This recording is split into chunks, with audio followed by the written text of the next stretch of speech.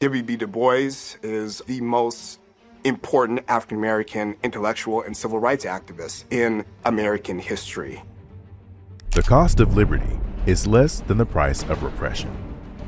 This quote from W.E.B. Du Bois perfectly sums up his views on how black people could rise after hundreds of years of enslavement. Du Bois, one of the most extraordinary intellectuals that the United States has ever produced. Join us as we discover how one of the original leaders in the fight for civil rights came to be. We will dive into how Du Bois' upbringing led him to become one of the most brilliant minds of his time, and how his battle with Booker T. Washington shaped Black America till this very day. As always, if you love Black history, make sure you like, share, and subscribe. Born Free. February 23, 1868, W.E.B. Du Bois was born in Great Barrington, Massachusetts. His family situation was rare for African Americans of that time. Unlike many Black Americans in the late 19th century who were born into slavery or its immediate aftermath, his family had been free for several generations. His mother, Maria Sylvina Burkhart, was a member of one of the long-standing Black families of Great Barrington. His father, Alfred Du Bois, left the family when W.E.B. was young. Great Barrington was a predominantly white town with a small Black population. Massachusetts was a free slave state even before the Emancipation Proclamation, so even though racism and prejudice existed, it was much more subtle than the overt expressions more common in the southern states. Du Bois was an excellent student at an early age, often rising to the top of his class, even though he was typically the only Black child in class. His intellect was often rewarded and encouraged by the white teachers, who saw the potential in a young Du Bois to do great things. He excelled in reading, writing, and was an effective debater. Even though racism was not overt in Great Barrington, it still affected Du Bois. He experienced subtle forms of racism, like exclusion from social activities and the occasional hostility from his white peers. These interactions would leave scars that he would address later in life. However, his encounters with his fellow white townspeople was positive. Many of the townspeople believed in Du Bois' academic potential and even helped raise money to help fund his higher education, another rarity of that time. These mostly positive and supportive relationships would shape his views on race relations and civil rights later on. He would later recall recognizing the contrast of some but not all white people being racist, showcased a racial divide that needed to be addressed. This sowed the seeds that would lead to his lifelong battle to address racial inequality. Even though he was born free and experienced relatively supportive relationships with fellow white folk, he would soon find out that was a small sample size. From Jim Crow to Harvard. The racism in Great Barrington was subtle, but in Nashville, Tennessee, it was much more Jim Crow overt. In 1885, Du Bois went to attend Fisk University, a historically Black college located in Nashville. For the first time in his life, Du Bois saw separate but equal in effect. Up until then, Black and white water fountains, bathrooms, and classrooms were only something he read about in newspapers. Coincidentally, it was also the first time he had been immersed in a predominantly Black community. For the first time in his life, he wasn't the only Black kid in class. He was sitting next to children who had never experienced an integrated classroom, students who had never met a kind white person. Some of his classmates were children of slaves or had siblings who had been lynched. It was here at Fisk that Du Bois began to understand more deeply the plight of African Americans. His time at Fisk exposed him to the brutality of Southern racism for the first time. The stark contrast between his relatively kind and supportive white community in Massachusetts and the vile, harsh treatment of Blacks by Southern whites had a profound effect on him. His resolve to address these inequalities only grew as he would spend his summers teaching in rural Tennessee. It was here that he was exposed to the deep poverty and oppression Southern Black families faced. Always the exceptional student, Du Bois would graduate from Fisk in just 3 years.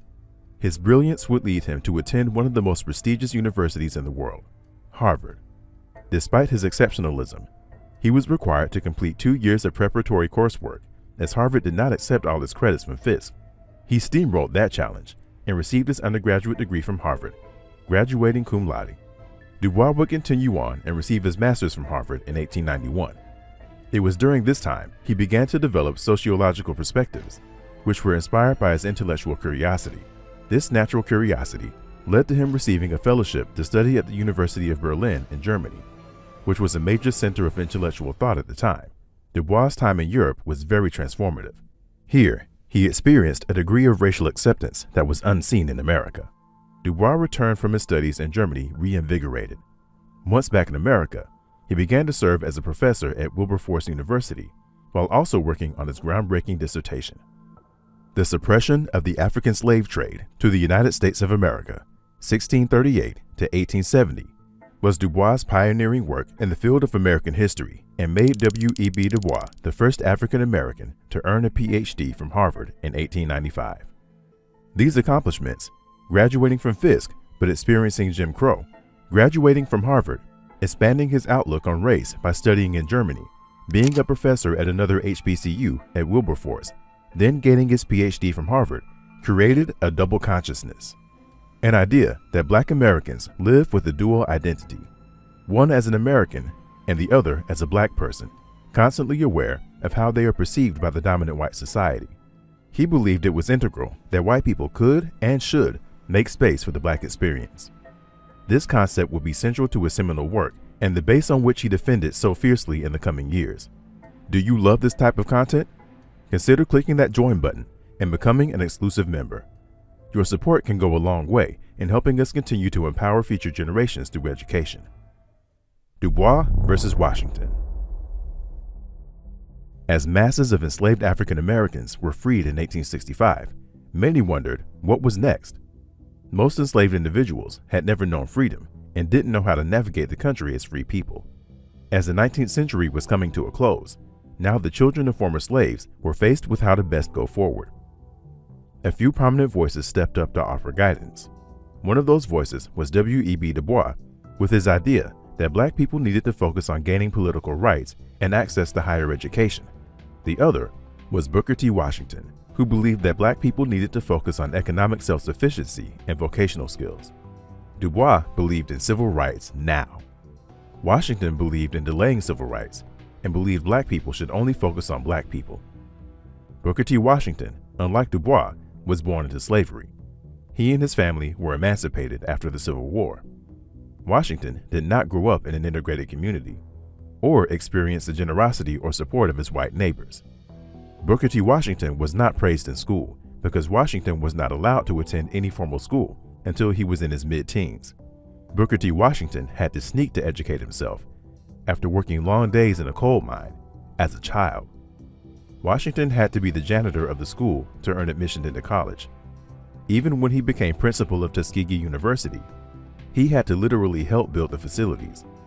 Washington was a firm believer that Black people should build economic viability through learning skills that would help them become economically independent, and they should delay any movement toward seeking equality in politics and/or socially. Booker T. Washington and W.E.B. DuBois had two totally different experiences as Black men in America, and it showed in the philosophies they championed. DuBois believed the best way through for Black people was through civil rights, integration, and forcing white people to recognize their wrongs. DuBois believed this could be attained by Black people seeking out higher education and receiving professional development. W.E.B. DuBois not only disagreed with Booker T. Washington's philosophy, he believed his approach was downright irresponsible and dangerous. During this time, especially in the Jim Crow South, Black people were disenfranchised, faced overt racism and segregation, as well as extreme levels of violence. Washington's philosophy required Black people to essentially accept this abuse, at least temporarily, and instead focus on building up itself. DuBois, however, believed the price of accommodation and gradualism was way too high, and that Black people needed civil rights now. The Talented Tenth. One of DuBois' key concepts was the idea of the talented tenth. DuBois believed that the way for Black folks to gain the respect of other races was to lean on the top 10% of the Black population. This talented tenth would be the most educated among them and would develop the leadership skills necessary to lead the Black race. DuBois believed that the future of Black America depended on the development of intellectual and political leaders who could fight for civil rights and challenge systemic racism. He elaborated on the idea of the talented tenth in his 1903 bestseller, The Souls of Black Folk. The Souls of Black Folk is considered one of the most important works in African American literature and a foundational text in the history of sociology. DuBois combines autobiography, history, and sociological analysis to explore the Black experience in America after the Civil War, during the rise of segregation and Jim Crow laws. His book addressed the foundation of his philosophies and why he disagreed with the philosophy of Booker T. Washington. The Souls of Black Folk explores several different concepts, including the concept of double consciousness. DuBois describes it as the internal conflict experienced by African Americans who are forced to see themselves through the eyes of a racist society. The burden of being American and being Black creates a conflict within Black Americans. He describes it as, "It is a peculiar sensation, this double consciousness, this sense of always looking at oneself through the eyes of others, of measuring one's soul by the tape of a world that looks on in amused contempt and pity." One of the key essays of the book directly addresses Booker T. Washington and his accommodationist approach to racial progress. DuBois argues that Washington's focus on vocational training and economic self-sufficiency in the face of literally being lynched and barred from societal participation was ill-advised. He believed asking Black Americans to stop fighting for equality and civil rights in order to get ahead economically was dangerous. DuBois lays out his approach with the talented 10th. He was a strong advocate for education. DuBois stresses the importance of higher education and believed that it was a key component to Black Americans taking their rightful place in society. DuBois believed Black Americans needed professional job training and to develop their intellectual skills to achieve true equality. And from that, DuBois believed the top 10% of Black intellectuals would lead the way in advocating for the rights of the entire Black population. The Souls of Black Folk had an immediate and profound impact on the intellectual and political landscape of America.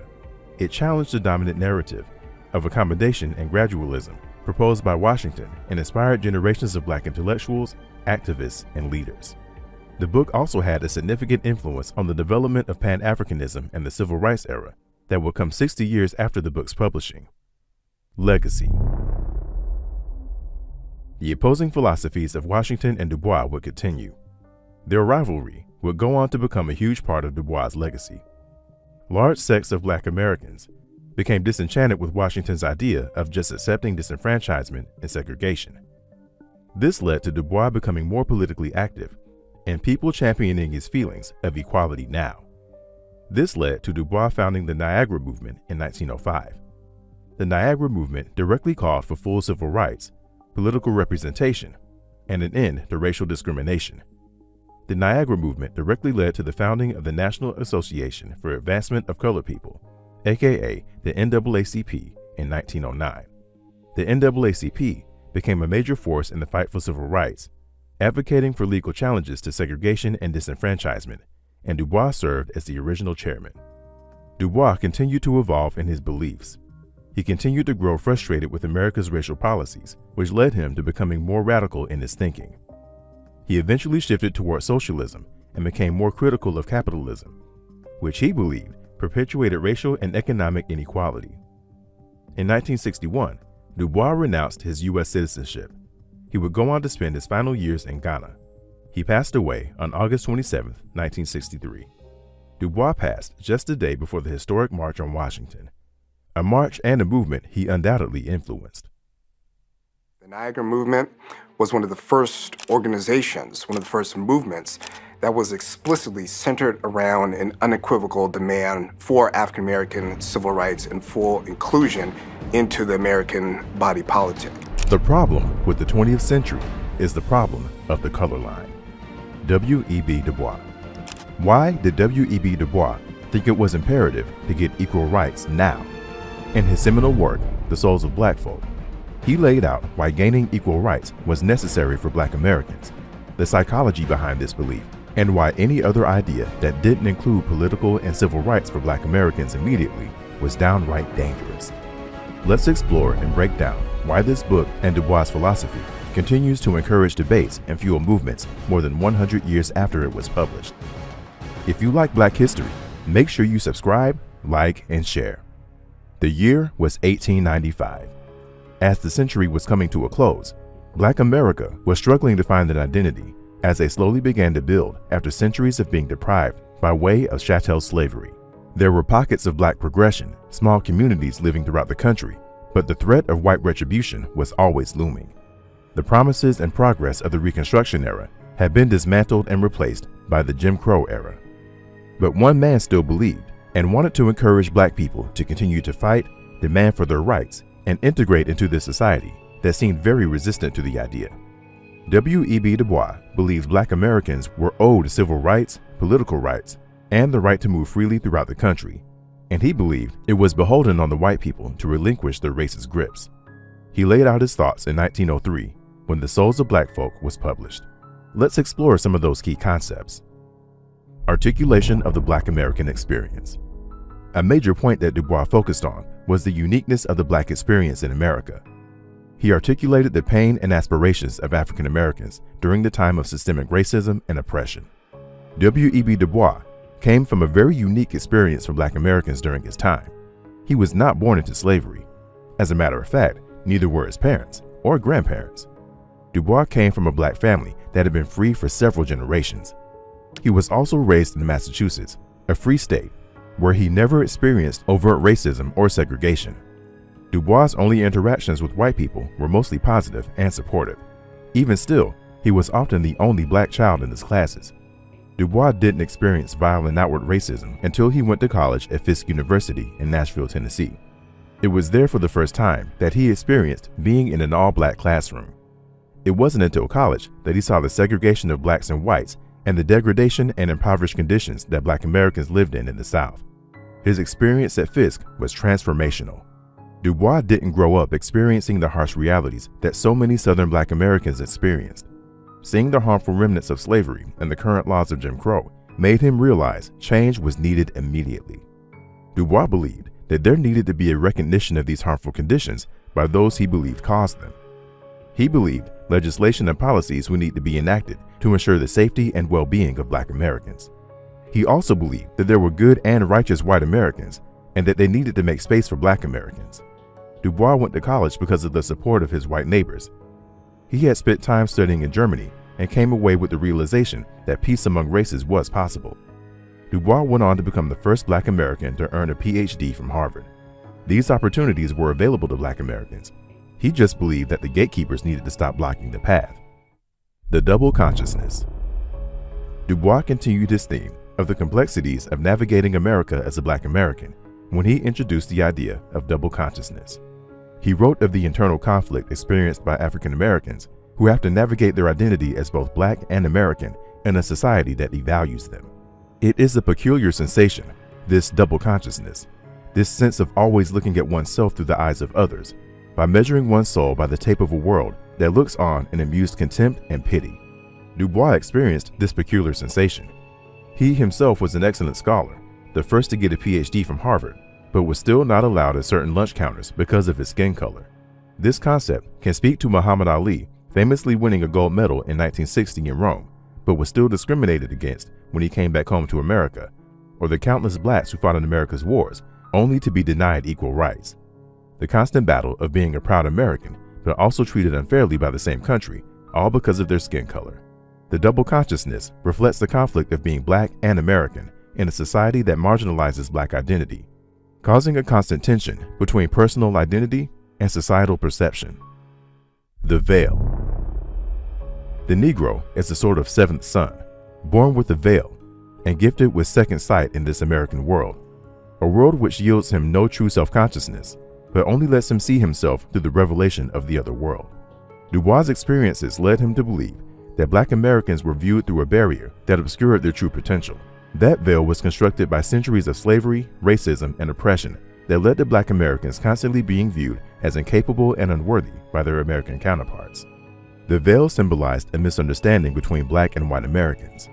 DuBois wanted to encourage the dismantling of this veil so that white Americans could see the true potential and humanity of Black individuals. This dismantling, he believed, would need to come through civil rights, legislation, and political reform. DuBois versus Washington.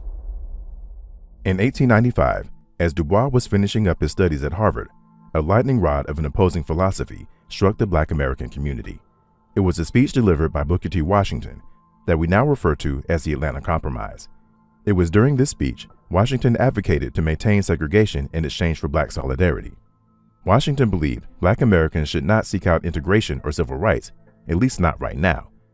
Instead, he advocated for vocational training to lean into the centuries of forced education in agriculture and put all efforts to build the Black community into a formidable group first. Washington wanted black people to earn the respect of white Americans, not agitate or force their acceptance. Booker T. Washington pushed the idea of gradualism. The Atlanta Compromise speech made Booker T. Washington one of the most famous men in America. His message resonated with a lot of black Americans, but was also weaponized by oppressive white agendas. DuBois responded in his book, "Mr. Washington represents in Negro thought the old attitude of adjustment and submission, but adjustment at such a peculiar time as to make his program unique." DuBois critiques Booker T. Washington's accommodationist stance. He believed black Americans couldn't afford to take things slow, not when black Americans were victims of racial violence and disenfranchisement. DuBois believed Washington's approach compromised the progress into full civil rights and stifled political activism, in exchange for a future that DuBois believed black Americans might not even make it to. The rivalry between DuBois and Washington would continue for years. They would never directly debate, but instead would address each other directly and indirectly through publishings, writings, and speeches. Their opposing philosophies would go on to define the clashing views within the civil rights movement. Malcolm X advocated for black folk to save themselves by any means necessary, a disciple of Booker T. Washington. Martin Luther King Jr., an advocate for integration and civil rights, a student of DuBois. The talented 10th. The Negro race, like all races, is going to be saved by its exceptional men. DuBois advocated for the development of a talented 10th, the top 10% of black Americans who, through higher education and leadership, would uplift the entire race. This ideology stemmed from the advancements DuBois was able to make through his exceptional intelligence. From an early age, it was DuBois' intellectual skills that granted him access. He was such an exceptional student that white neighbors put money toward DuBois' higher education. It was his supreme intelligence that took him from Fisk to becoming the first black PhD recipient at Harvard. So it was his belief that if the black community could assemble just 10% of their most exceptional minds, they would lead their people to prosperity. He argued that producing intellectual, political, and social leaders was essential for challenging systemic oppression and ensuring black Americans' advancement and empowerment. Education and work are the levers to uplift the people. DuBois believed through education, in particular liberal arts, leaders would be cultivated and prepared to lead and fight for social justice and civil rights. While he agreed vocational training had some value, he believed the only way blacks could compete in the long run was to have access to the same intellectual and educational opportunities as whites. On freedom and justice. He simply wishes to make it possible for a man to be both a Negro and an American, without being cursed and spit upon by his fellows, without having the doors of opportunity closed roughly in his face. Throughout his book, DuBois continues to reiterate the simplicity of the demands of black folk, his vision of a society that allows black men and women to exist and enjoy their citizenry and humanity in peace. He didn't think it was fair for blacks to have to choose allegiance to their race or loyalty to their country. DuBois believed there was space for both, and it could be achieved through access to higher education, political rights, and civil rights. DuBois stated, "Between me and the other world, there is ever an unasked question, unasked by some through feelings of delicacy, by others through the difficulty of rightly framing it. All, nevertheless, flutter round it. They approach me in a half-hesitant sort of way, eye me curiously or compassionately, and then, instead of saying directly, 'How does it feel to be a problem?' they say, 'I know an excellent colored man in my town.'" This powerful statement continues to explore the identity issues blacks face and continue to face till this day. This concept reveals the psychological toll of alienation and patronizing curiosity. We've all heard it before. "You're beautiful for a black girl," or "You're not like the rest of them." These challenging landscapes create obstacles that force black Americans to remain dignified in the face of ignorance disguised as empathy. DuBois was a victim of that thinking because of his intelligence and fair skin. Legacy. These are just some of the focal points of this groundbreaking book, and we encourage you to read it and comment on your takeaways. W.E.B. Du Bois' work continued after publishing The Souls of Black Folks for another 60 years. Du Bois helped create multiple organizations to hammer home the philosophies he laid out. In 1905, he founded the Niagara Movement. The Niagara Movement directly called for full civil rights, political representation, and an end to racial discrimination. The Niagara Movement directly led to the founding of the National Association for the Advancement of Colored People, aka the NAACP, in 1909. The NAACP became a major force in the fight for civil rights, advocating for legal challenges to segregation and disenfranchisement, and DuBois served as one of the original chairmen. The book inspired subsequent generations of civil rights activists and intellectuals. DuBois' call for self-determination and advocacy for social justice laid the groundwork for future movements, including the Harlem Renaissance and the civil rights movement of the 1950s and 1960s. The Souls of Black Folk reflects W.E.B. Du Bois' belief that achieving equality requires both a recognition of systemic injustices and a commitment to a higher vision for Black life. His work speaks to the resilience and potential of the Black community, advocating for education, political action, and unity as pathways to liberation. It remains a vital work that continues to inspire and inform discussions about race and equality, more than 100 years after it was published. The works of Du Bois continue to be used in classrooms and universities all over the world, and we encourage you to check out The Souls of Black Folk and any other literature from one of the greatest minds America has ever produced.